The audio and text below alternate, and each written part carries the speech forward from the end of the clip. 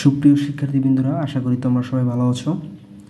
আজ আমি প্রথম শ্রেণীর সপ্তম অধ্যায়ের যোগ অঙ্ক নিয়ে আলোচনা করব। সপ্তম অধ্যায়ের ৬২ পৃষ্ঠার অঙ্কগুলো আমি তোমাদের সমাধান করে দিতে চাই।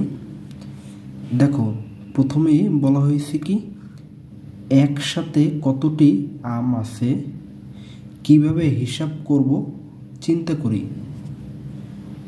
অর্থাৎ নিচে সেই আমাদের কিছু আম দেওয়া আছে। এখানে দেখো ১, ২, ৩, ৪টি আম এবং সেই ডান পাশে ১, ২, ৩, ৪, ৫, ৬, ৭, ৮, ৯টি আম দেওয়া রয়েছে। এখন এই ৪টি এবং এই ৯টি আম আমাদের হিসাব করতে বলা হয়েছে। তাহলে আমরা যদি পর্যায়ক্রমে গুণে যাই, দেখো ১, ২, ৩, ৪, ৫, ৬, ৭, ৮, ৯, ১০, ১১, ১২, ১৩। তাহলে আমরা কত ১৩টি আম পেয়েছি। এখন এখানে দেখো তুলি সে ধারণা করছে কিভাবে, আমি ৪-এর সাথে ৬ নিয়ে ১০ এর দল তৈরি করেছি। অর্থাৎ এই ৪টি আম এবং এই ৯টি আম কি করেছে, সে ১০-এর দল তৈরি করে তুলি যোগ করতে চাই। কিভাবে দেখো, এখানে ১, ২, ৩, ৪, ৪টি আমের জন্য ৪টি সেই খালি ব্লক নিয়েছে এবং এখানে ৯টি সেই আমের জন্য যে ৯টি ব্লক, সেই ব্লক থেকে সে ৬টি ব্লক নিয়ে এসেছে। অর্থাৎ ৯কে ৬ এবং ৩-এর দল করে ভেঙে সে নিয়েছে। অর্থাৎ ৪-এর সাথে ৬ যোগ করলে কত হয়, ১০ হয়। ১০ আর ৩, ১৩। অর্থাৎ সে ৯কে ভেঙে ৬ এবং ৩ লিখেছে। এখন দেখো ১, ২, ৩, ৪, ৫, ৬, ৭, ৮, ৯, ১০। তাহলে ৬ আর ৪ কত, ১০। ৯টি থেকে ৬টি এখানে নিয়ে এসেছে এবং আরও কয়টি, ১, ২, ৩টি থাকে। তুলি এভাবে সে ধারণা করেছে।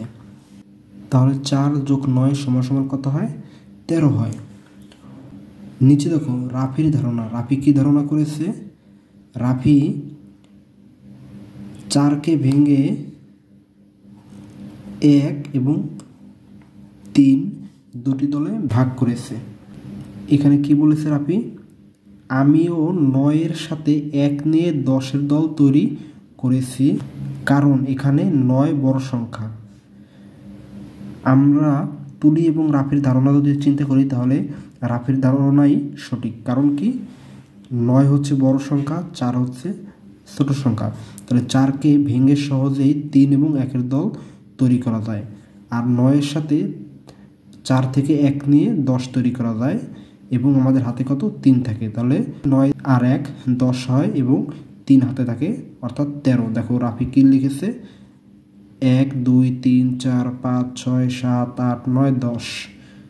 ৯ এবং ১ নিয়ে ১০ তৈরি করেছে এবং এখানে কত, ১, ২, ৩টি সেই খালি ব্লক রয়ে যায়। অর্থাৎ এই ১০-এর সাথে ৩ যোগ করলে কত হয়, ১৩ হয়। তাহলে ৯ আর ৪ যদি আমরা যোগ করি তাহলে কত পাই, ১৩ পাই। আমরা সহজেই সেই রাফির ধারণাকে ব্যবহার করে যোগের সমাধান করতে পারি। কারণ আমরা যদি বড় সংখ্যাকে ভেঙে লিখতে যাই তাহলে অনেক সময় আমাদের ভুল হতে পারে। সেই ক্ষেত্রে আমরা সবসময় বড় সংখ্যা হাতে রেখে ছোট সংখ্যাকে ভেঙে আমরা ১০-এর দল তৈরি করে সমাধান করতে পারি। তাহলে দেখো ৪ যোগ ৯ সমান কত, ১৩। তাহলে কতটি আম, ১৩টি আম। দেখো ৪ যোগ ৯ গণনার ক্ষেত্রে রাফির নিয়মটি ব্যাখ্যা করো। এখানে তুলি এবং রাফির দুইটি সেই ধারণা রয়েছে। এখন এখানে বলছে কি, সেই রাফির ধারণাটাকে নিচে ব্যাখ্যা আকারে দেওয়া হয়েছে। অর্থাৎ রাফির ধারণাটা সঠিক বা যুক্তিসঙ্গত। দেখো ৯কে ১০ বানাতে আমাদের কত প্রয়োজন হয়েছে, ৪ থেকে ১ নিয়ে সে ১০ তৈরি করা হয়েছে। আবার দেখো ২ নং বলা হয়েছে কি, ৪কে ভেঙে ড্যাশ এবং ড্যাশ করা যায়। তাহলে ৪কে ভেঙে কত, ৩ এবং ১ করা যায়। ৩ নং বলা হয়েছে কি, ৯-এর সাথে ৪ হতে ড্যাশ নিয়ে ১০ তৈরি করা যায়। তাহলে 9-এর সাথে 4 হতে 1 নিয়ে 10 তৈরি করা যায়। 10 ও ড্যাশ নিয়ে ড্যাশ হয়, তাহলে 10 এবং 3 নিয়ে 13 হয়। আমরা এখানে দেখি, দেখো 4কে ভেঙে 3 এবং 1 লেখা হয়েছে, তাহলে 9-এর সাথে 1 যোগ করে কত 10 বানানো হয়েছে। 9কে 10 বানাতে কত 1 প্রয়োজন। আবার 4কে ভেঙে আমরা কি 3 এবং 1 লিখেছি, তাহলে 4কে ভেঙে 3 ও 1 করা যায়। 9-এর সাথে 4 হতে কি 1 নিয়ে 10 করা যায়। 10 আর 3 নিয়ে 13 হয়। সুপ্রিয় শিক্ষার্থীবৃন্দরা, তাহলে আমরা অবশ্যই বুঝতে পেরেছি কীভাবে 10-এর দল তৈরি করে সেই অঙ্কগুলো খুব সহজে করা যায়। দেখো এখানে আবার টিয়া পাখি কী বলেছে, 10-এর দল তৈরি করার বিভিন্ন উপায় আছে। রাফি এবং তুলি যে 2টি ধারণা দিয়েছে, এই ধারণা বাদেও আরও অনেক ধারণা রয়েছে, যে ধারণার মাধ্যমে আমরা 10-এর দল তৈরি করতে পারি। তোমাদেরকে অসংখ্য ধন্যবাদ দীর্ঘ সময় আমার সঙ্গে থাকার জন্য।